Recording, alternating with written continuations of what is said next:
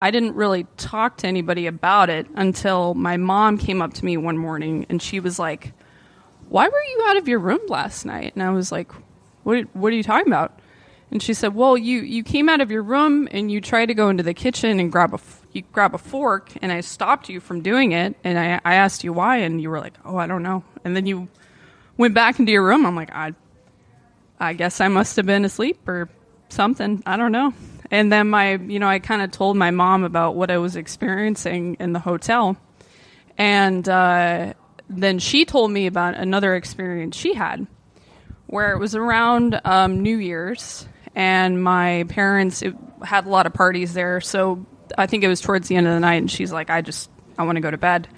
And she told me that she was lying down in the bed, and all of a sudden she just sort of woke up in the middle of the night. And there was a woman who it was kind of like a white sort of hospital gown that was standing in the doorway looking at my mom, this old lady, for like a split second. And then she just sort of disappeared.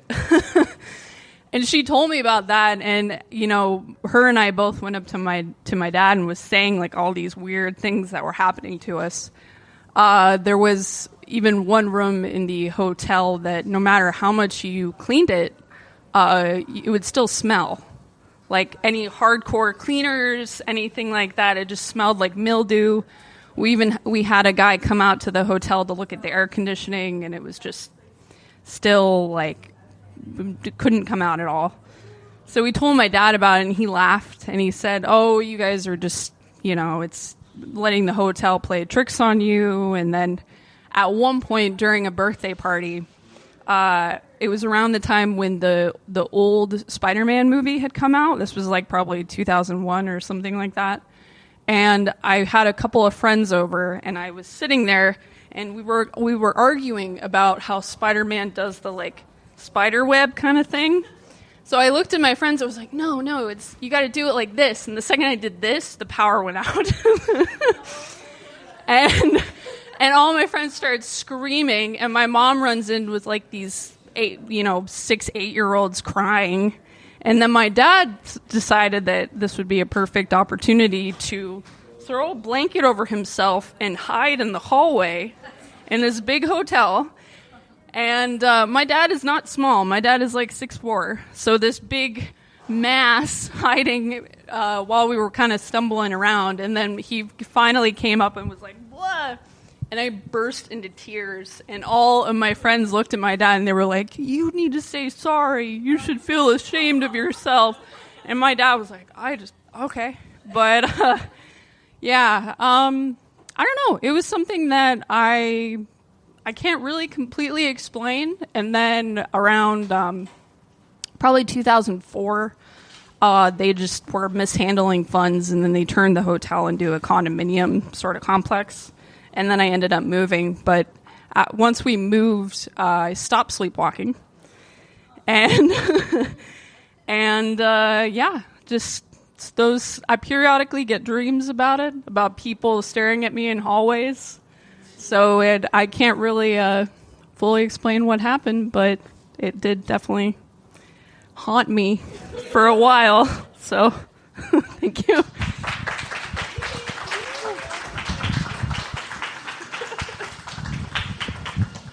Guys, keep it going for Athena. Oh, terrifying. I've never had any paranormal experiences myself, but I want to. I feel like you can't will it. Like, that's not acceptable. I maybe watch a lot of Ghost Adventures with that really douchey Zach, whatever his name is. He's the worst. If you like that show and you think that guy's a quality dude, I'm sorry. That guy's an asshole. No. I just feel like I could have that show, guys. I could have that show, but I want to do it like a combo, okay? I want to do like a Ghost Adventure show plus House Hunters. So it's like, your shit's haunted, but hey, we got you this new one. It's a fixer-upper, but you can move right in. There's no ghosts. There's one ghost, but he's nice. And we could do a combo show. I'm working on it. It's a reality show. All they do is just really dramatic. Like, did you feel that? Did you hear it? Oh, it's cold right here. Holy shit. Like, that's bullshit. I feel like I could do it. I've got a really good fake, acting face. We'll work on it, guys. All right. After our next storyteller, we're going to announce the winner of our costume contest. Since there is so few of you, there's so few of you. I love all of you that have dressed up. All 5 of you. Love 6 of you. All right, guys. So our next storyteller, you've told on this stage before. I think the first time you told digitally. You weren't here, actually. Put your hands together for Ron. You want to hear? Okay, so tonight there could be homework if you choose. It could be a really good documentary or an even better B-grade movie. So I highly suggest them, and I'll talk about those towards the end. So as a grown man child, there's a point in your life where you start to question why you make the decisions you do.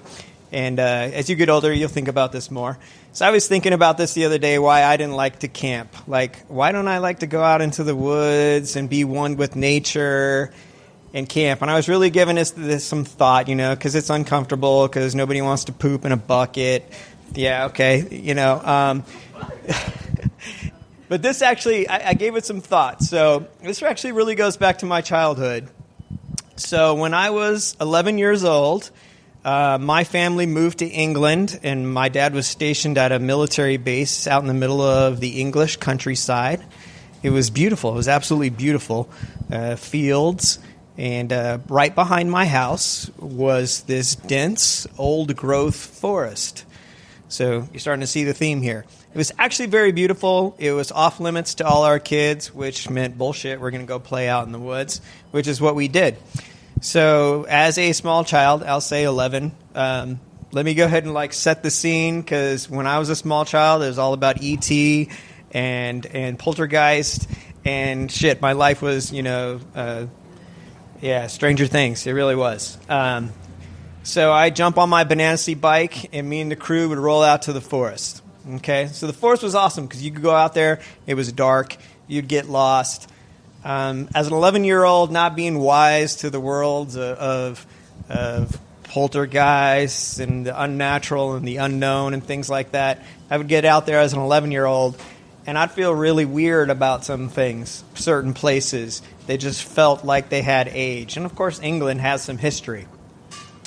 But it really didn't spook me out until one time I was by myself because I couldn't find my friends because those assholes ditched me. And I'm walking through the forest pushing my banana seat bike, and I look up and I see what I think to this day was a dead man hanging by a noose in the middle of the forest. Now, was he actually there? I have no freaking idea because I ran like a motherfucker. Okay?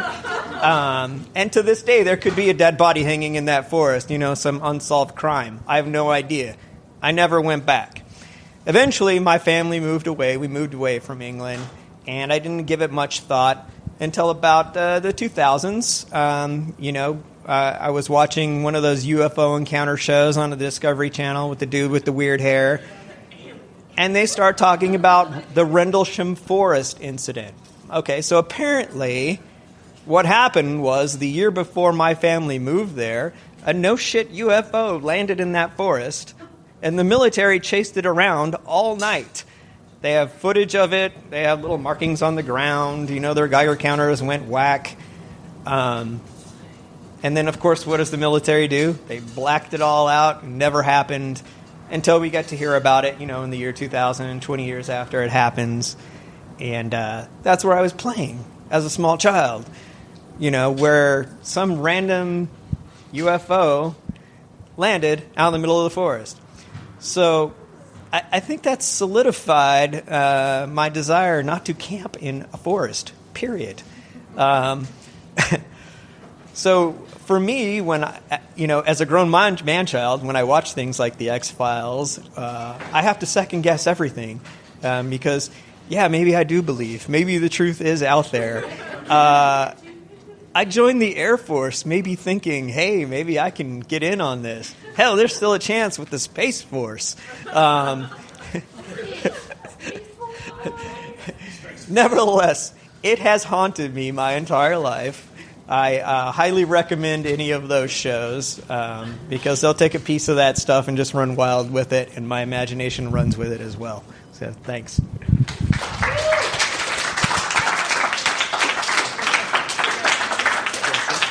Thank you. Keep it going for Ron.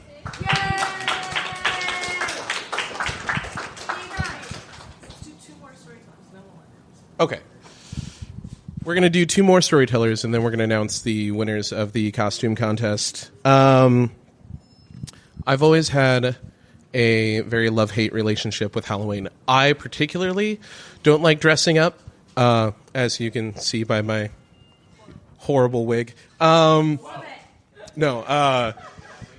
I love the people that are enthusiastic about Halloween. So when a couple of years ago, when I moved back into the house that I'm currently in, my house is known as is in a neighborhood that's known for a lot of it's a big Halloween neighborhood, a lot of trick-or-treaters.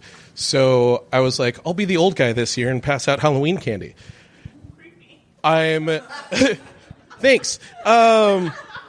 So I literally wore a cardigan and then put some baby powder in my hair to make myself look a little older. Even more creepy. More unsettling. You're learning a lot about me tonight, guys. No, but I was there with my buddy. We were playing pool in the living room and passing out Halloween candy. And we were standing outside. We just finished passing out candy to some, it's like a little Spider-Man and, superheroes. And then we see this kid crossing the street, and we're like, what the hell is going on? Because he looks like he's wearing a big cardboard box, and there's this little flashlight bobbing around his head. And the closer he got, we were like, oh, my God. He had all of his stuffed animals around him in the middle of this box, and he was a claw machine. And I freaked out, and I was like, oh, my God, you won Halloween. And I was like, I'm giving you all the candy I have. How do I give it to you? Because it was enclosed, he had some cellophane around him, and his mom was just cracking up laughing. And then his little hand stuck out of, this slot where you put the change. And I was just like, we're going to be here a minute. And I'm, handing him one piece at a time. That kid will forever be known as the winner of Halloween. Please help me welcome another regular to the stage. We have Bobbi.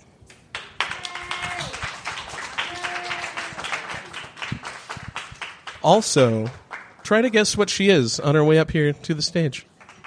And keep it going, by the way. Keep it going. What? Oh, shout it out if you guess it. Okay.